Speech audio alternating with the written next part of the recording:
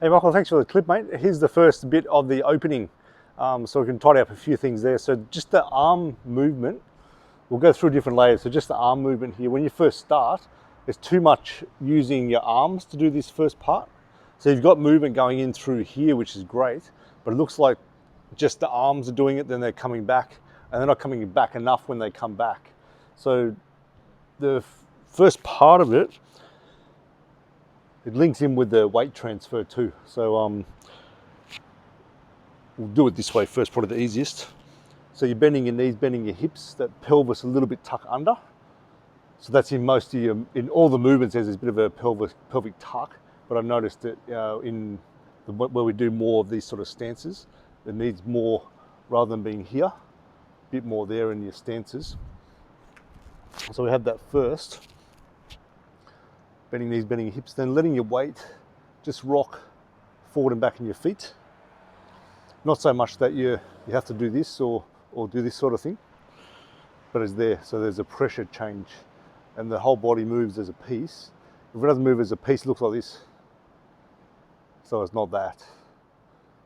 Okay, so the arm movement, as you come forward, the weight's coming forward and you're letting here relax. If I made it really obvious, like you're doing this with your body. So I'm closing into here as the weight comes forward and the arms really just fall forward. Then I open from here to just straighten up and the arms draw back. If you can get them a little bit behind your body, not even to the side, a little bit behind. And then we use the legs, closing the body again, coming up. So this looks fine here. When you come underneath your chest here, so not too high, not too low, so just under my bottom of my chest is here, under there. Then you see the wrist, the alignment in my hands and the forearm. You tend to be like a push, make it more this way, literally pushing with your fingertips. So you're aiming to make energy go through to your fingers. So I'm coming out this way and just up to not even shoulder height, it's a little bit under shoulder height there. Okay, so that part again. So I'm letting myself relax into the body. Arms just drift forward. Definitely relax the shoulder blades, otherwise they're like this. So let that fall forward. Pull back a little bit more than what you are. Bend the knees, bend the hips.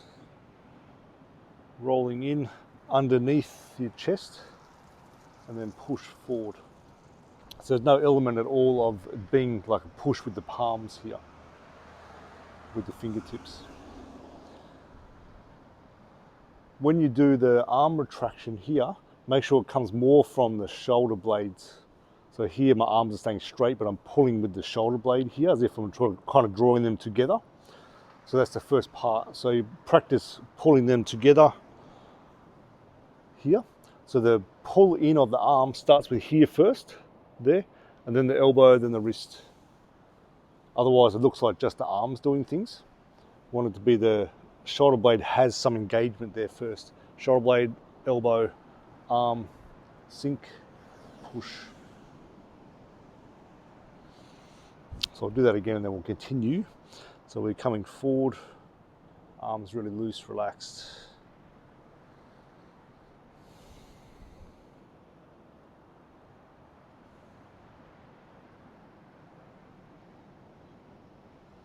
And then relax here. So we're not here, a little bit bent, arms totally loose. And I like how you drew this up here. So it's very relaxed, there's no sense of lifting your shoulders at all.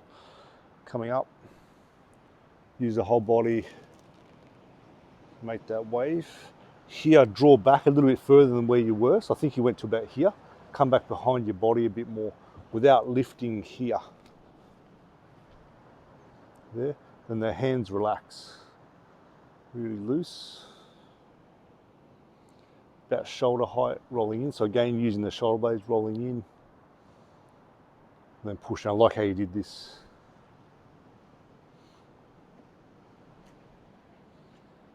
So the arms are just off lock there.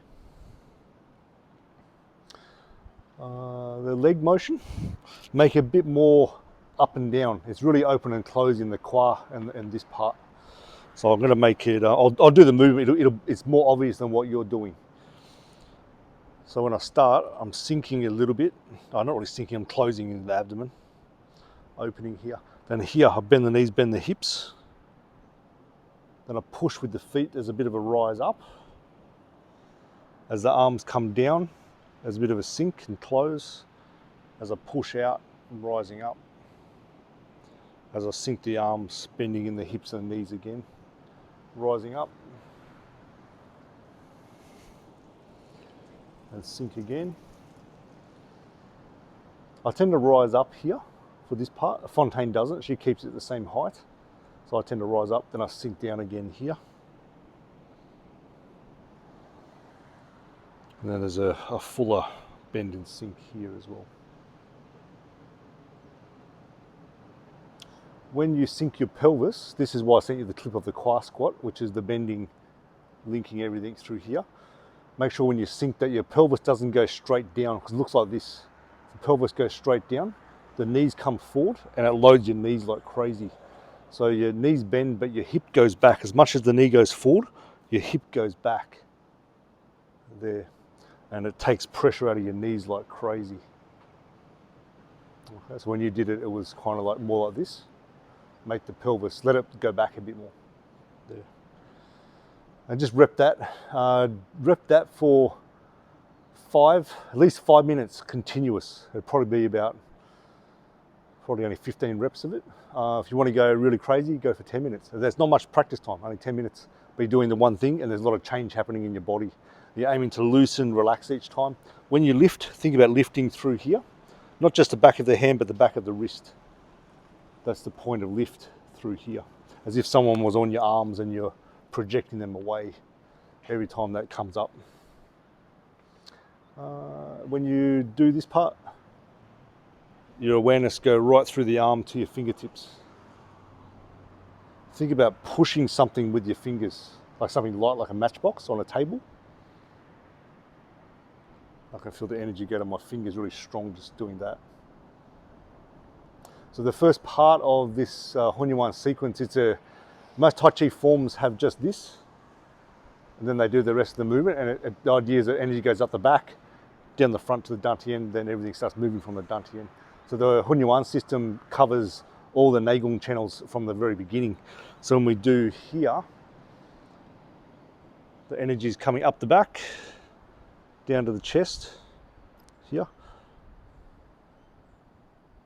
and forward into the arms, then going back to the feet, coming up the back, down the front of the torso, coming up, then going down to the feet. It can move around quite a bit, depends on what you feel. So when I do this, I generally get a sense of the energy rising, but you can make it rise up your back, then down to the front of the chest, and forward with the arms. I'll let it sink to the ground here. I'll let it come up the back, down the front to the feet, and from the feet coming up the front,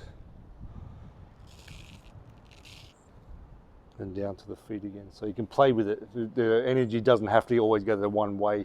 And oftentimes when I push out with here, I think about coming right from between my shoulder blades. There's a Neigong channel there, point, that links with the front of the chest. So it's like a skewer through there. So I think about making the energy go from there, or sense of flow from that point to the fingertips. So you can play with those things too. But just repeating it over and over and over again gives your body a certain feeling and a certain quality.